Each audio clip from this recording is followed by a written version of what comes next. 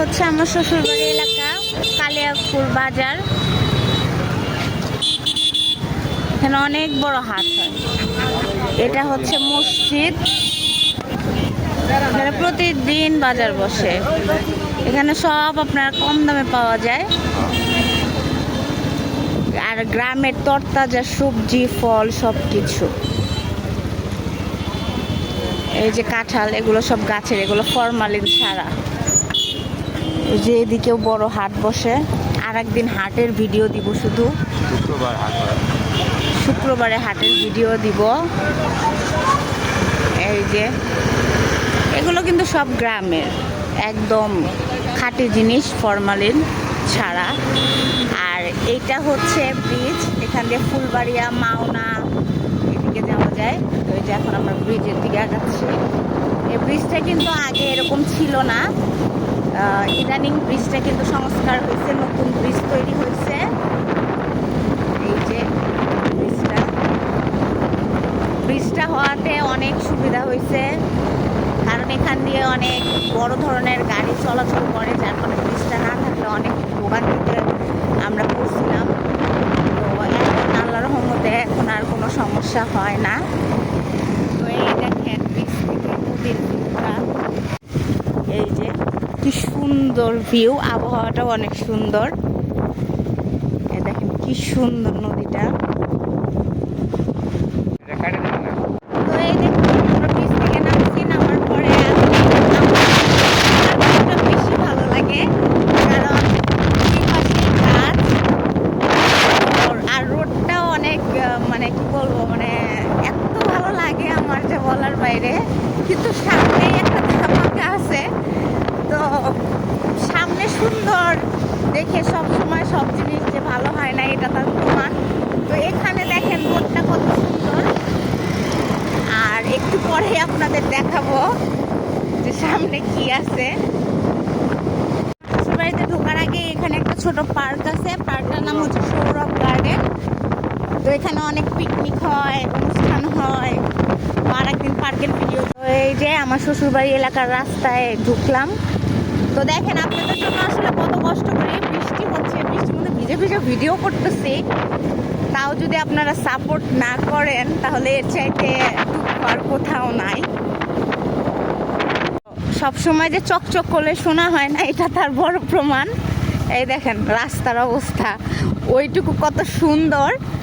আর এই যে শ্বশুরবাড়ি এলাকায় ঢুকছি পরে, একটু পর থেকে দেখেন মানে ভয়াবহ অবস্থা। হ্যাঁ, মানে আমার যখন বিয়ে হয়েছিল তখন তো আমি অপারেশন করছিলাম, তো অপারেশন করছিলাম, তো তখন আমার পেটে সেলাই ছিল। আমি অনেক ভয় ছিলাম যে পেটে সেলাই না ফেটে যায়। তো এই দেখেন অবস্থা, মানে এখান দিয়ে বড় বড় ট্রাক যায়, মানে কি যে একটা অবস্থা। অনেক সময় গাড়ি কিন্তু উল্টেও যায়। দেখেন আমাদের আগে একটা অটো যাচ্ছে, দেখেন অটোটা কিভাবে যায়, দেখেন দেখেন মানে কতটা রিস্ক। সাংবাদিক আসছিল না, সাংবাদিক আসছে, তারপরেও রাস্তার একদম বেহাল অবস্থা। এই যে এই যে বড় বড় গাড়ি আসে, কিন্তু তার উপযোগী রাস্তা এইটা না। এই যে কি অবস্থা, মানে একটুখানি ভাঙা না, মানে অনেকখানি করে ভাঙা। এখান থেকে গাড়ি যাওয়া অনেক রিস্ক। আমি রিকোয়েস্ট করবো এলাকার যারা তো আমার ইচ্ছা আছে আমি ভোটে দাঁড়াবো। আমার জামাইরা আমি বলছি যে আমাকে মেম্বার বা চেয়ারম্যানে দাঁড় করাই দিবা, আমি এই রাস্তা ঠিক করাই দিব। না দেখেন আসলে এই রাস্তাগুলো দিয়ে চলতে তো নিজেদেরও কষ্ট হয়, তারপরেও যদি মানুষ এগুলা রাস্তা ঠিক না করে। আমার বাবা মেম্বার ছিলেন, আমি আমার বাবাকে দেখছি, বাবা ভোটে উঠে আগেই কাজ করছে রাস্তার। এই যে এখন মাশাআল্লাহ রাস্তা ভালো, আবার সামনে আছে। তো আমার বাবাকে দেখছি যে প্রথমে সে রাস্তা ঠিক করছে, আল্লাহর রহমতে আমাদের এলাকায় ভাঙা ছিল, পরে সেটা ঠিক করছে আমার বাবা। কিন্তু এইখানকার অবস্থা দেখলে মানে এদের চেয়ারম্যান মেম্বার কি করে, হ্যাঁ কি করে আর কি। আর বিশেষত এখন বর্তমানে সরকার নাই, আরও তো সমস্যায় আর কি। তো যাই হোক, আমার শ্বশুরবাড়ি হচ্ছে মানে গ্রামের মধ্যে, ছোটবেলা থেকে ইচ্ছা ছিল ঢাকা শহরে। তো আমরা যখনই ছুটি পাই, সময় পাই, তখনই আমরা চলে আসি। কারণ আমরা বর্তমানে যেখানে আছি সেখান থেকে আমার শ্বশুর বাড়ির দূরত্ব বাইকে আসতে কতক্ষণ লাগে? হ্যাঁ, 15 মিনিট লাগে। আমি যে বাসা থেকে বাইকে আসতে 15 মিনিট সময় লাগে। তো এই দেখেন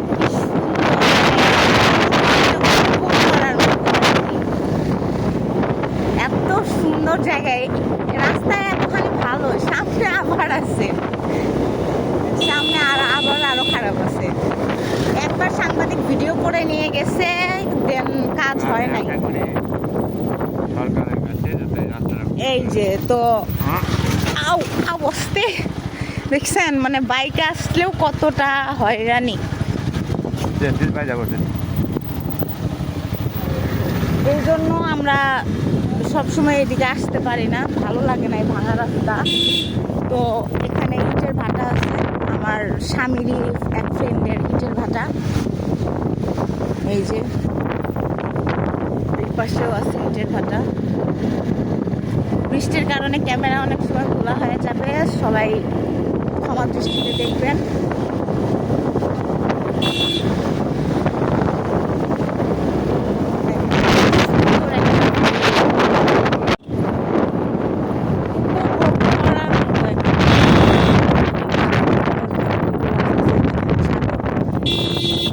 ছাগল চড়াচ্ছে।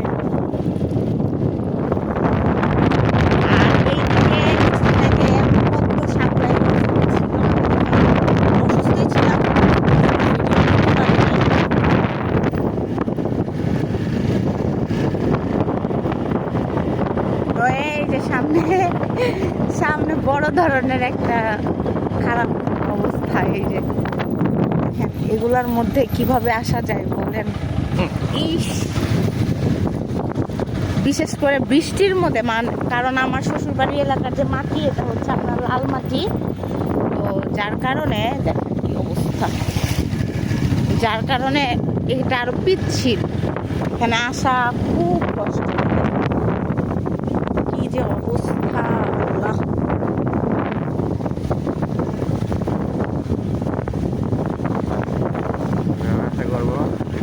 সরকারের নজরে পড়ে। তো আমার ভিডিওটা যাদের সামনে যাচ্ছেন সবাই একটু শেয়ার করবেন, যাতে রাস্তাগুলো ঠিক হয়। কারণ এখান দিয়ে এমার্জেন্সি কোনো রুগী গেলে তার অবস্থা মানে কি বলবো, মানে খুবই খারাপ হয়ে যাবে আর কি।